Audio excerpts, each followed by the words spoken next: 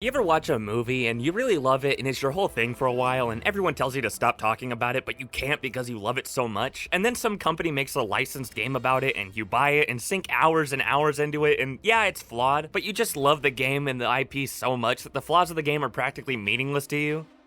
Yeah, that's kind of the case. Listen, I am not a Disney adult. Yes, I grew up watching Disney and Pixar movies and going to the theme parks and watching Disney Channel. And yeah, I may know too much about the company, and yes, I only ever eat Mickey Mouse string cheese. And sure, I do sleep in a Lightning McQueen bed, and I do have Walt Disney's face tattooed over mine, but I'm not a Disney adult. I didn't even buy this game. My friend bought it for me. It's part of a deal between me and him. He buys me Disney merchandise. I let him fuck my wife. Like RoboCop, this game does play the nostalgia card a lot, but unlike RoboCop, it actually works on me. So for me and my reputation's sake, please keep in mind that it is just nostalgia and I am not a freak as we review Disney Illusion Island.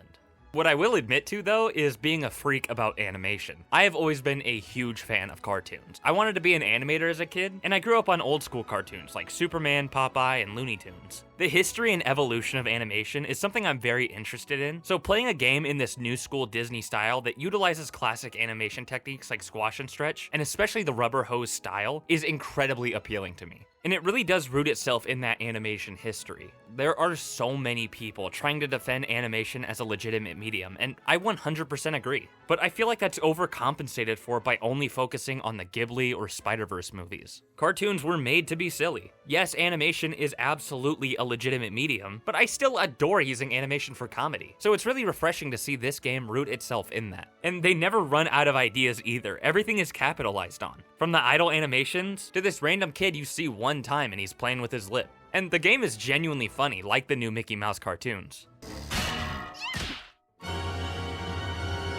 What happened? It's not gonna make you laugh till your stomach hurts, but it's the turn your brain off and giggle type of humor that I like. It ain't on my GPS.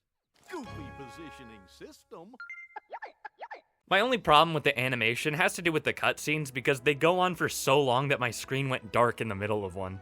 But it's not just animation's history that Illusion Island focuses on. Disney's own history is very prominent in this game as well, mainly for nostalgia points. This fucking mouse is everywhere. He's the main character, he's the loading icon, he's fucking ice cream, he is everywhere. Like seriously, everywhere in this game. You know those hidden Mickeys from Disney theme parks? Those are collectibles in this game, which honestly is pretty creative, and you do get little funny pictures of the characters, but yeah. This game is covered head to toe in brand recognition, which is a double-edged sword. On one hand, there is no mistaking this game for any other. It is wholly unique.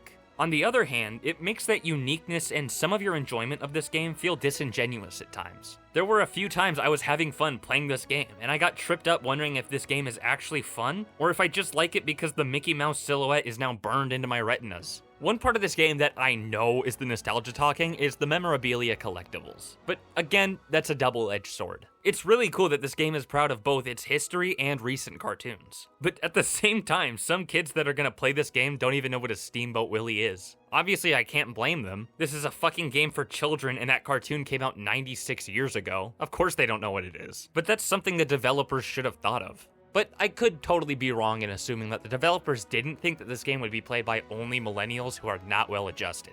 Another issue that I feel is a very big missed opportunity is that you don't get anything for completing memorabilia sets. Like, why don't you unlock the short that it's from in the gallery? I feel like that was a pretty obvious thing to miss. And I know some of the memorabilia sets are from full movies, and I get why you wouldn't want to put all of the Sorcerer's Apprentice in this game, but you could just not. Just don't make any of the sets from the movies. There are so many shorts to pick from. But at least that's just in the collectibles though. Yeah, some kids these days probably don't know about Fantasia or Steamboat Willie, but in the actual game and cutscenes, I can't imagine too many references going over kids' heads.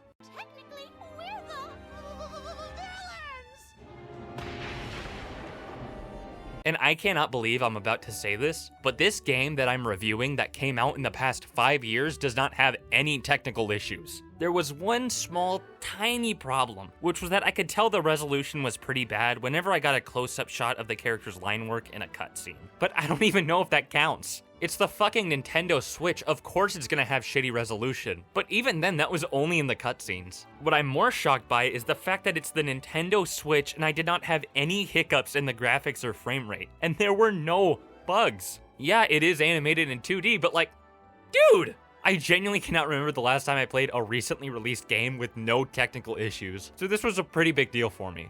And the music in Illusion Island is undeniably fantastic and was one of the standouts of the game to me. It has this whimsical feel to it that hits the gameplay and open world to a T. It honestly feels like an okay Mario soundtrack. I know that doesn't sound too good at first, but have you heard a Mario soundtrack? The score of this game got stuck in my head whenever I put the game down, and was one of the things that really helped me keep enjoying the game during the more difficult parts. And I know right there, when I said difficult parts, you either assumed I'm shit at video games or played with the controller in my mouth. Especially if you've seen how the game starts, but it's true. This game does have some weird difficulty spikes. I've definitely played plenty of games that are way more difficult than this, but what I mean by weird difficulty spike is that I was playing with my eyes glazed over, and then all of a sudden I needed to actually start paying attention. This is mainly in the boss fights. The first two are pretty easy, and I honestly wish they were more challenging, but the last two are difficult because they're based on water levels. Now, Illusion Island definitely does not have the worst water levels. It doesn't even have the worst water levels in a Disney game, but the quality of the game and my enjoyment of it went rolling downhill when I got to that part of the game. That's also in part due to the enemies they introduce here, which, while not very difficult to get past, are very frustrating to get past. There's always a checkpoint nearby, so if you die to them, it's really not a big deal, but you're probably gonna lose a heart if you see one of these goobers. I especially fucking despise these bird motherfuckers and I hope they die screaming, but no one really dies in this game, except for these guys, oddly enough. But yeah, when I first heard about a Mickey Mouse platformer, I thought it was gonna be weird to see him kill a Goomba or something. But it turns out you don't. There's no killing the enemies in your path, which I kinda like, as it puts a bigger emphasis on this game being a platformer. The platforming itself is kind of boring at first, but as the game progresses and you get more and more abilities, it really shines, as they're pretty fun to use, like the hover mechanic, the ground pound, and honestly, Disney's Illusion Island could be the Spider-Man killer. The way they stagger the abilities is nice too, as you get them less and less frequently as the game goes on. I feel like it hooks you in faster and gives you more options for traversal in the beginning, especially since this is kind of baby's first Metroidvania, so the more abilities you have at the start, the more areas you can open, and the more collectibles you can find right from the get-go. That being said, it wouldn't be a Metroidvania without a shit ton of map checking and backtracking. And if you know me, you know backtracking is usually Carter repellent. So believe me when I say it could be a lot worse. This does affect how much I like the platforming and boss fights, but I am incredibly impatient in video games, so the backtracking did still annoy me a little bit, but eventually you can fast travel between checkpoints, which really helped. My impatience really did affect my enjoyment towards the end though, as I found the platforming, especially the water levels, a bit tedious and played out, and I feel like the game could have ended an hour before it did, and I would have been perfectly happy with that. But it didn't end for a while, and that's because of the story, which is... yeah? It's a story, alright. Again, it's not the most confusing Disney game, but that doesn't mean I really understand it. I get that Toku... hold on. So I get Toku was the real villain, and Mickey and the gang were tricked by him into doing the preparations for his plan, and that there are these powerful books, but other than that, I have no fucking clue what's going on in this game. This fucking story has so many plot twists, and does Olympic-level mental gymnastics to make the twist villain not be a villain. I fucking played Kingdom Hearts, I don't know what I was expecting.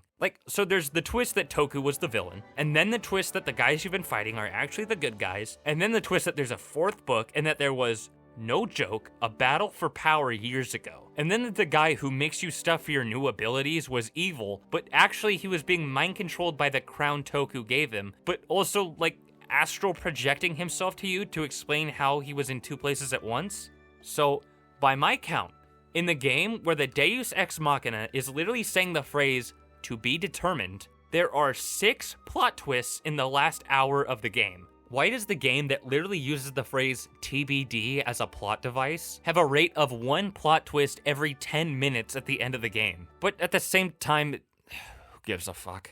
I feel like Disney's Illusion Island is an orchestra. Great controls, fun platforming, beautiful music, funny jokes, and high-quality animation, all working together in unison to make something worthwhile.